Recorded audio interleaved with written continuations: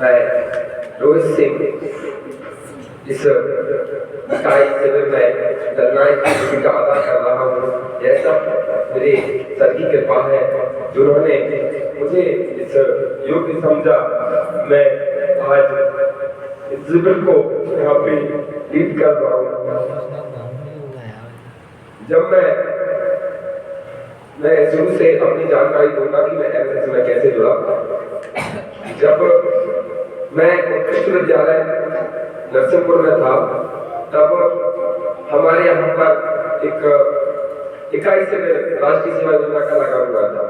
तब मैं कक्षा 9वीं में पढ़ता था। तो जब कार्यक्रम अधिकारी हमारे यहाँ पर चलान हुआ करते थे तो मैं यहाँ आता और दिन में जो गतिविधियां होती उनको करता और शाम को घर चला जाता था। मैं 7 दिन स्कूल नहीं गया। जो भैया लोग थे, अंकित भैया ने कैंप लीड किया था, तो अंकित भैया के साथ हम लोग आते थे। कृपया उस समय क्या था, सब लोग छोटे रहते थे, नादान रहते थे, उतने अच्छे से कैंप नहीं चलता था।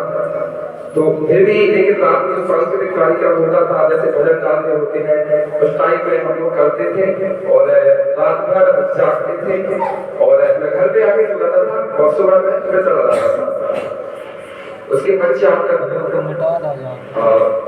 दूसरा कैंप लगा जिसमें मुझे जाने का मतलब कुछ परिस्थितियां थी जिनके कारण मैं जा नहीं पाया था। और जब मैं जानवी में आया और परेड भी मैंने वहां पर की थी, जो परेड का दल था वो मैंने ही लीड किया था। उसके पश्चात तब से शिविर लगना बंद हो गए थे। तो उसके पश्चात एमएसएस का सफर मेरा वहां पर खत्म हो गया था। लेकिन एक बार जब ग्रुप में सूचना लगी थी कि जो भी स्वयंसेवक एमएसएस में जुड़ना चाहते हैं वे एक डेट आई थी। तो उस टाइम क्या था, मैं अपने मामा जी के यहाँ पे था। मेरा एक्सीडेंट हो गया था तो घुटने में चोट आई थी। तो मैं बाद में कॉलेज आया सर के पास में, तो क्या बोलते हैं, सर ने मुझे भगा दिया कि वो बच्चे हो गए हैं, अब हम एमएसएस में नहीं रहेंगे। तो मैं बहुत परेशान हुआ। उसके बाद क्या था, एक 2 बार हो गया, सबने कहा अब नहीं होगा, रजिस्ट्रेशन पूरी हो चुकी है, ठीक है। फिर मुझे लगा था कि मैं एमएसएस में अब नहीं जुड़ पाऊंगा। तो फिर कोविड आ गया। अब मैं जब उड़ान कोचिंग जाता था तो वहां पर हमारे गुरुजी थे स्वामी गोस्वामी जी। तो उन्होंने एक लिंक डाली थी कोरोना वॉलंटियर्स की कि एक रजिस्ट्रेशन कीजिए। तो मेरा क्या था, मुझे कोरोना से डर नहीं लगता था। मैं डरता था कि पुलिस वाले मिलेंगे और डंडे मारेंगे। तो मैंने कहा अच्छा मौका है घूमने का। तो मैंने लिंक पर रजिस्ट्रेशन किया और कोरोना वॉलंटियर अभियान से जुड़ा। उसमें मुझे एक टी-शर्ट, गमछा, मास्क और टोपी मिली। अब मैं जाता था तो मुझे वो रोकते नहीं थे, मुझे मजाक बहुत आ रहा था। थोड़ा सा मैंने काम भी किया। अब मुझे वहां मिले दीपक जी। आज मैं इस इकाई में हूँ, तो मतलब पीजी कॉलेज इकाई में हूँ। तो दीपक जी की बहुत ही महत्वपूर्ण भूमिका रही है इस इकाई में लाने में। तो कोविड से मैं दीपक जी से जुड़ा। हम लोग वैक्सीन रखी थी, नाम वहां मिले, उन्होंने मेरा न्यूज में नाम देना चालू किया। उसके पश्चात जब 24 सितंबर का कार्यक्रम हुआ तब हमारे जननायक मोहन जी थे।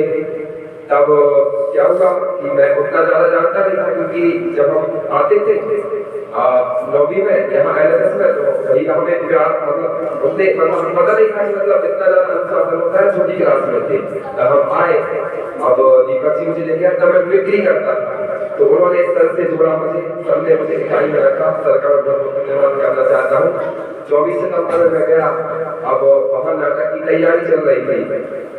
अब मैं नाटक करता, मुझे पता नहीं था कि मोहन भैया इकाई के जननायक है। मैं नाटक करता और मोहन भैया के बाजू में बैठ जाता। अब क्या हुआ, वहां से मैं आया। अब मोहन भैया के साथ लौट के आया, मुझे बहुत डांटा। अब मेरा दिमाग खराब हो गया। एक तो मैं आ रहा हूँ, मुझे डांटते हैं, मैंने आना बंद कर दिया। दीपक जी आए, वैभव जी से तब मैं मिला नहीं था।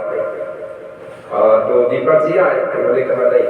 उसके पहले थोड़ा सा वैभव जी से मेरी मुलाकात हुई थी 24 सितंबर से पहले, उसी साल उड़ान में।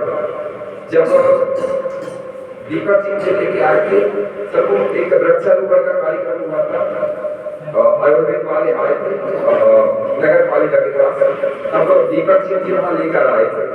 तो वैभव जी से मेरी वहाँ पर कुरान में आए थे लेकिन उन्हें नहीं जानता था, तो वैभव जी से मेरी पहली मुलाकात वहाँ पे हुई दीपक जी के साथ में। मोहित भैया से भी मैं उसके पहले मिल चुका था लेकिन मुझे पता नहीं था वो एक राज्य स्तरीय शिविर का मैच लगा के आते थे।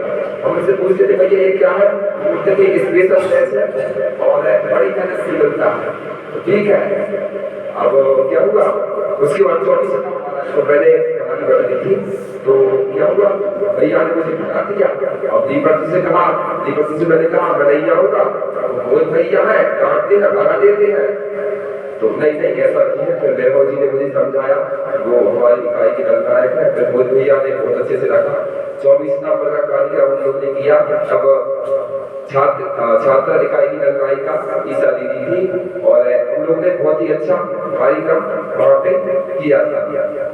उसके पश्चात हम लोग, मैं उतना ज्यादा एक्टिव नहीं था, कुरान के कारण मैं नहीं आ पाता। कुछ लोग मुझे भ्रमित कर देते थे ये एनएसएस फालतू की चीज है, ऐसा है वैसा है, तो उनकी बात में भी आने लगा था। तो मैंने कुछ दिन एनएसएस में आना बंद कर दिया। फिर लगा कैंप, सगौनी में कैंप लगा था, तो हम लोग क्या, मुझे लगा हम लोग जाएंगे, एंजॉय करेंगे, मस्ती करेंगे, घूमने जाएंगे, है ना। तो हम लोग गए। पहले दिन तो हमने इतना गंदा परिसर उसको साफ किया, जैले कोश बनाई। अब हमें लगा आज रात में मजा आने वाला है, मजा तो नहीं आया। जब मोहित भैया ने, मतलब बहुत ही सख्त, मैं कहना चाहूंगा कि सबसे कठिन जो कैंप रहा उसको मोहित भैया ने लीड किया। इतना कठिन अनुशासन मैंने अभी तक नहीं देखा जीवन में। इतनी सी भी, अगर ऐसे भी हम हिल जाते थे रैली पोस्ट पर तो हमें बर्तन साफ करना पड़ता था। हमारी विसिल जब वहां से बजती थी तो हम दौड़ते भागते भागते पड़ते, और अगर इतना कभी पैर रह जाता था और सेकंड विसिल बज जाती थी तो हमें डर से होना पड़ता था। तो वहां पे हमने किया। और एक बहुत ही महत्वपूर्ण सजा मेरे लिए, मैंने क्या है, गणेश जी थे मेरे साथ में, तो गणेश जी ने एक वो क्यारी रहती है उसमें धूप दिया था, और हम लोग वहाँ खाना खाते थे, ऐसे क्यारी बनी रहती थी। तो क्या है, मैंने उसमें हाथ धो लिए, मैंने कहा उधर मैं क्यों जाऊँ, शादी तो बात है, लेकिन मुझकी उसे बहुत बड़ी वो चुकानी पड़ी। सबसे मैं अनुशासित हो गया। और उसके बाद हमारा शिविर खत्म हुआ। फिर वहां से वैभव जी हमारे बीच में दलनायक के रूप में उभर कर आए। वैभव जी के साथ हमने कार्यक्रम किए। 24 सितंबर का कार्यक्रम में आ नहीं पाया था। जब इस बार जब वैभव जी के नेतृत्व में 24 सितंबर का कार्यक्रम हुआ था, उस टाइम कुछ परिस्थितियां थी, उस बार कुछ परिस्थितियां थी जिस कारण मैं तैयारी नहीं कर पाया।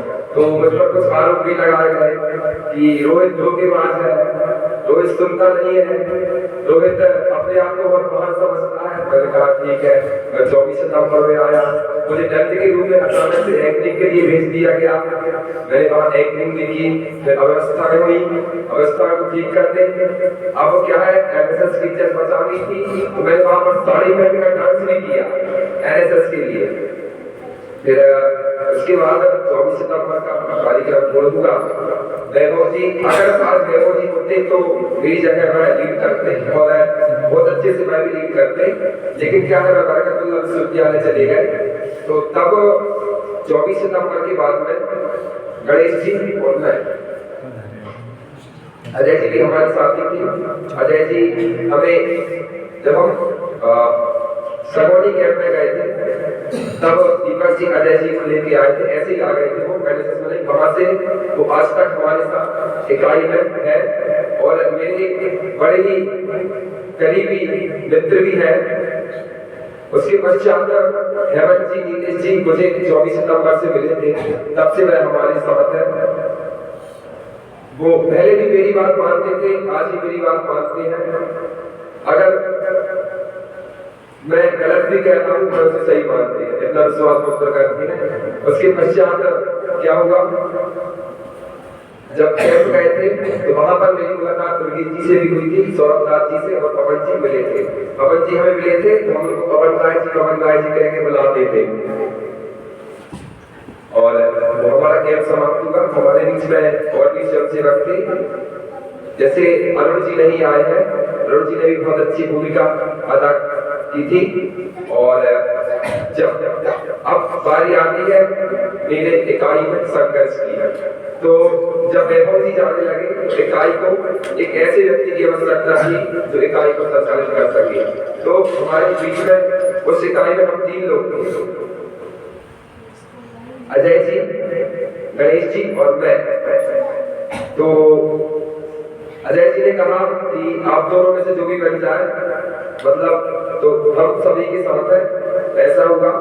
और गणेश जी चाहते थे कि मैं इकाई को लीड करूं और मैं चाहता था कि गणेश जी इकाई को लीड करें। ठीक है, अब क्या हुआ, सबने कहा कि रोहित को दलनायक बनाओ, अब गणेश को बनाओ, ऐसे मतलब मतभेद चले, बहुत मतभेद चले। फिर क्या हुआ, एक चुनाव टाइप का हुआ, तो उसमें क्या बोलते हैं एक मतलब गर्ल्स इकाई और बॉयज इकाई दोनों थी। तो क्या बोलते हैं मुझे नहीं लग रहा था कि मेरे पक्ष में इतने हाथ उठेंगे। और रोहित जी ने कहा कि रोहित जी को दलनायक बनाना कौन चाहता है, तो वहां से शायद एक गर्ल्स का हाथ नहीं उठा था, बाकी सब लोगों ने मेरे लिए हाथ उठाया था, मुझे बहुत खुशी हुई। और गणेश जी ने भी मेरे लिए हाथ उठाया था। और फिर दूसरी बार गणेश जी के लिए मतलब बोला गया उतने हाथ नहीं उठे थे, मुझे इस बात का बहुत दुख हुआ था। लेकिन बाद में क्या हुआ, गणेश जी को दलनायक के रूप में नियुक्त किया गया, मुझे उपदलनायक के रूप में। मुझे बहुत खुशी हुई क्योंकि मैं जो चाह रहा था वही हुआ। गणेश जी हमारे बीच में दलनायक के रूप में उभरे और हमारे साथ। फिर क्या हुआ, यूथ फेस्टिवल आया। यूथ फेस्टिवल में मानस जी थे, लेकिन मैं उनको जानता नहीं था क्योंकि मैं 24 सितंबर में स्वयंसेवक थे, लेकिन मैं कार्यक्रम में नहीं आ पाया। तो कुछ स्वयंसेवकों को मैं जानता था, मानस जी को नहीं जानता था। यूथ में मानस जी मेरे साथ गए, तब से मैंने मानस जी को जाना। मानस जी एकमात्र ऐसे स्वयंसेवक हैं, वो डांस भी कर लेते हैं, नाच भी लेते हैं, गाना भी गा लेते हैं, पेंटिंग भी कर लेते हैं, वाइडिंग भी कर लेते हैं, हर चीज उनके अंदर विद्वान है। मैंने जब भी उनको कॉल किया या किसी भी कार्य करने के लिए कहा, उन्होंने मुझे कभी भी मना नहीं किया कि भैया मेरे पास टाइम नहीं है। और सबसे ज्यादा मतलब मैं कहूँ कि मानस जी हैं, वो कोचिंग भी बच्चों को पढ़ाते हैं और उनकी पढ़ाई भी करते हैं। उसके पश्चात भी समय निकाल कर हमारे बीच में उपस्थित होते हैं। और साथ ही में हम लोग वहां पर थे, तो यूथ में क्या थी, मतलब हम लोग के ऊपर एक दबाव टाइप का बनाया जा रहा था। तो उस टाइम क्या था, गणेश जी और सारे स्वयंसेवक हमारे यूथ में लगे थे।